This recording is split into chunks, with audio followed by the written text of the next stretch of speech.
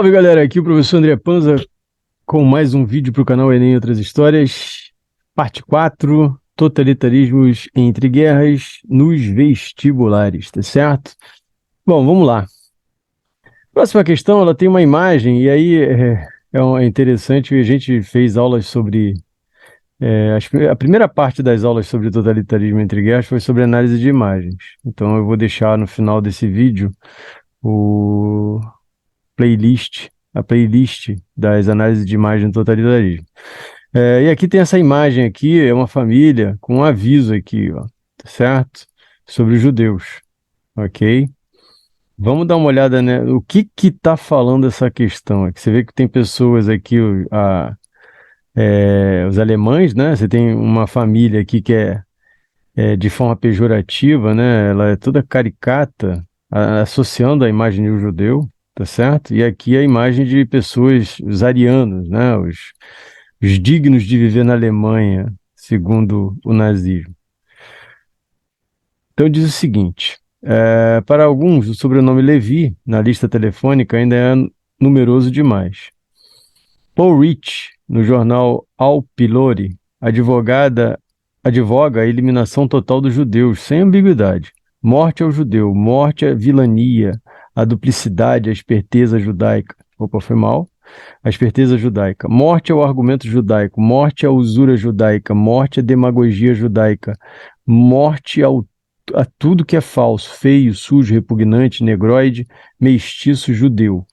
Este é o último recurso dos homens brancos perseguidos, roubados, pilhados, assassinados pelos semitas e que ainda encontram forças para se libertarem dessa abominável opressão. Morte, morte ao judeu, sim. Repetimos, repetimos, morte, morte ao judeu. Aqui, o judeu não é um homem, é uma besta mal cheirosa.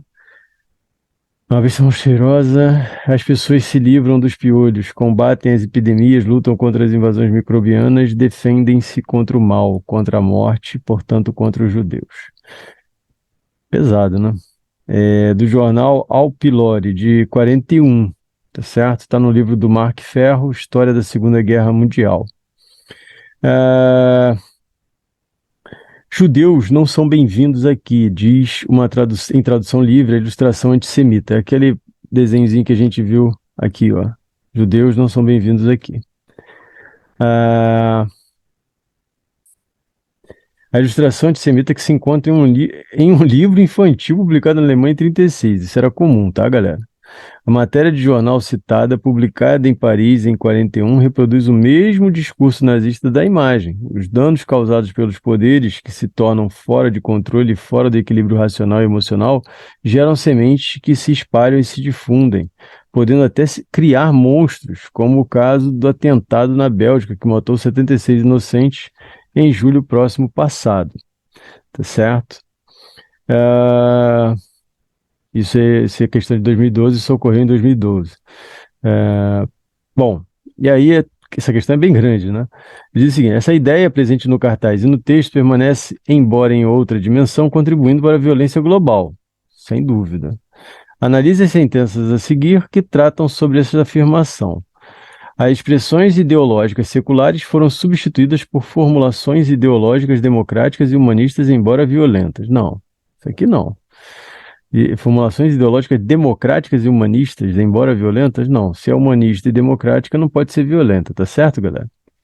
Presidente Bush, dando continuidade à política de Reagan, alimentou o dualismo cósmico entre as nações do bem, lideradas pelos Estados Unidos, e as forças do mal, referindo-se às forças do islâmico, referindo-se aos regimes islâmicos do Oriente Médio. Isso é verdadeiro, né, galera? Você tem o Bush, quando assumiu, o Bush filho, o próprio Bush pai, né? Você tem o mercado da guerra ganha força nesse período. E a força de quê? Ganha força de quê? Lutar contra o mal. Quem é o mal dessa vez? O Oriente Médio. O mal está no Oriente Médio, certo? Vamos proteger o seu petróleo do mal. A ideia era essa. Então a 2 está correta. 3. Ressentimentos gerados globalmente flutuam no espaço global tão facilmente quanto as finanças ou a última moda de música de roupa. Isso aí também é verdadeiro, né? Você tem esse ressentimento globalmente flutuam no espaço. Isso quer dizer o quê? Que essa carga de ressentimentos virou, mexeu, ela aparece, seja numa fala, seja num discurso, num livro, num vídeo, no que seja, tá certo? A gente viu isso acontecer nos últimos 4 anos, tá certo, galera? No Brasil. Esse crescimento de ressentimento, de raiva, e eclodiu agora com a eleição, né? Todo esse ressentimento com o Nordeste, esse preconceito com o Nordeste, aparece agora. Você vê o tanto de pessoas que estão fazendo vídeos criticando o Nordeste por ter votado no presidente eleito Lula, tá certo? Então, as pessoas, o preconceito aflora, tá certo? 4, o encontro entre mensagens e ouvintes é dificultado em um planeta transformado em um mosaico de diáspora étnica e religiosa. Não, né, galera? O encontro entre mensagens e ouvintes é dificultado em um planeta. Não, não tem nada a ver. Na verdade, está tentando justificar a falta de bom senso das pessoas? Não, não tem nada a ver. 5. Num círculo vicioso de ódio e preconceito, os mentores persuadem o imaginário coletivo do Ocidente, transferindo o preconceito, alimentando contra os judeus para os islâmicos e os árabes. É isso aí, né? É isso aí. E de outra maneira também, aqui no Brasil, vamos comparar agora com o que houve aqui no Brasil nessas eleições. Você tem um lado, né, da situação dizendo que a oposição vai acabar com a religião, vai instaurar o comunismo. Então, assim, as fake news, né, elas estão o tempo todo presentes, né, é o que os Estados Unidos fez com o Oriente, é o que o Ocidente faz com o Oriente o tempo todo. Então, a resposta certa aqui, ó, é 2, a 3 e a 5. Letra C de casa, tá certo? 11. Outra questão falando sobre o filme da Riffstown. Nas primeiras sequências que a gente falou no vídeo anterior, na aula 3, eu vou deixar no card aqui. Nas primeiras sequências de O Triunfo da Vontade, filme alemão de 35, Hitler chega de avião como um esperado messias. O bimotor plana sobre as nuvens, que se abrem à medida que ele desce sobre a cidade. A propósito dessa cena, o cineasta escreveria: o sol desapareceu. Opa, foi mal. O sol desapareceu atrás das nuvens, mas quando Führer chega, os raios de sol cortam o céu hitleriano. Então, isso aqui é uma parte do filme, né? Do filme do Alcir Lenharo, né? Que ele está falando sobre o triunfo da vontade, o nazismo, né? De 86, isso. Então, assim, o texto mostra algumas características centrais do nazismo. O desprezo pelas manifestações de massa e a defesa dos princípios religiosos do catolicismo. Não. B. Na verdade, ele queria manifestações de massa a seu favor, né? As manifestações a seu favor eram bem vistas. As contra que eram reprimidas na base da força. Defesa de princípios religiosos? Não. A glorificação das principais lideranças políticas e a depreciação da natureza. Não.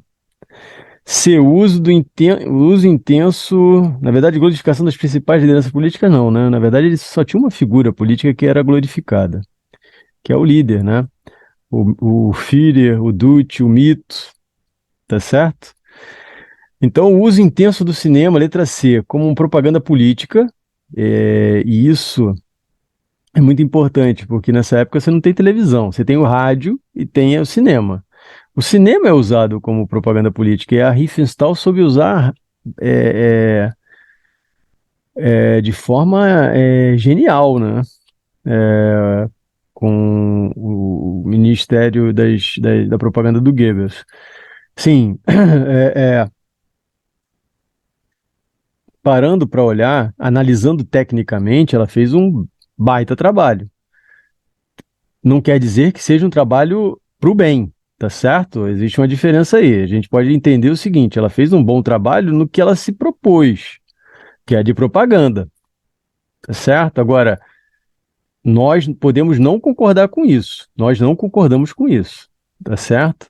Porque gera todo um processo aí de desconstrução do outro, né? O que a gente viu na questão anterior, falando sobre o judeu. O seu adversário é seu inimigo, tá certo? É o que se construiu aqui no Brasil nesses últimos 4 anos. O adversário político não é um adversário político que você pode tomar uma cerveja, comer um churrasco e discutir política. Na verdade, é o adversário político, o seu adversário político é o seu inimigo. Quis se mostrar isso no Brasil. E aí, o que que você faz com o seu inimigo? Numa guerra você mata, né? E o que que foi que aconteceu chegando próximo à eleição? A quantidade de violência contra a oposição cresceu muito. E é o que acontece aqui, tá certo? O uso intenso do cinema como propaganda política e o culto da figura do líder, tá certo? Que foi o Führer na Alemanha, ou o Duce na Itália, Mussolini. Letra D, a valorização dos espaços urbanos estimula a migração dos camponeses para a cidade. Não.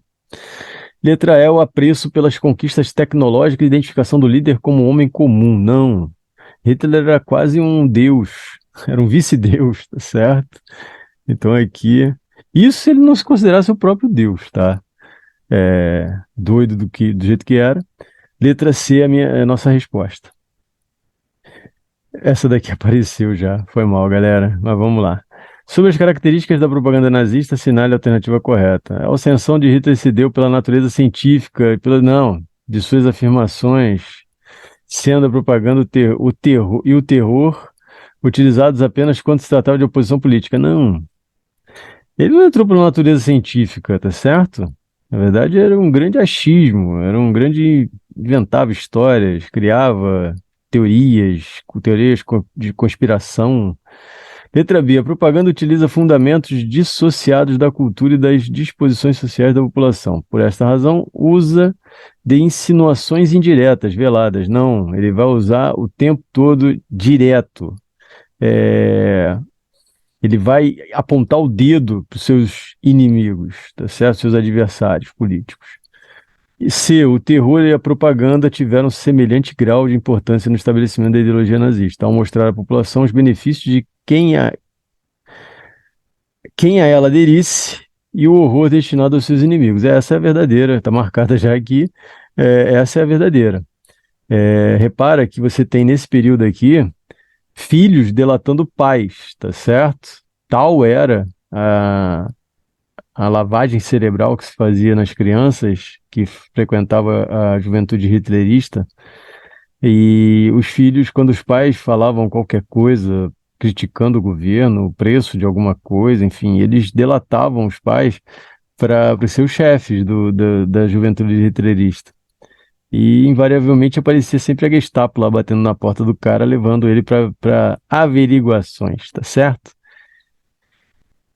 Isso foi um grande problema, tá certo?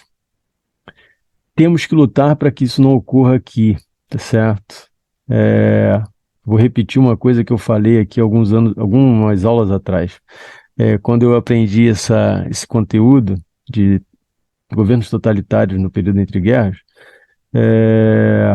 a gente se perguntava, nós alunos nos perguntávamos, porra, mas como é que isso foi aparecer? Como é que um povo se deixou levar por isso? Durante 4 anos agora a gente viu isso crescer no Brasil, tá certo? Negacionismo, anticiência, antivacina, enfim, uma série de questões que têm que ser estudadas e serem criticadas para que não ganhe força no Brasil, tá certo? No mundo, né? Mas no Brasil que é o que a gente vive. E a letra D, a ameaça, a efetiva violência, o uso político da ciência e a propaganda alinhados aos princípios culturais de um povo nunca foram usados como estratégia. Não, na verdade, não, foi usado pra caramba, né? Enfim, galera, esse foi mais um vídeo pro canal. Gostou, compartilha, se inscreve no canal. Grande abraço e até a próxima. Valeu!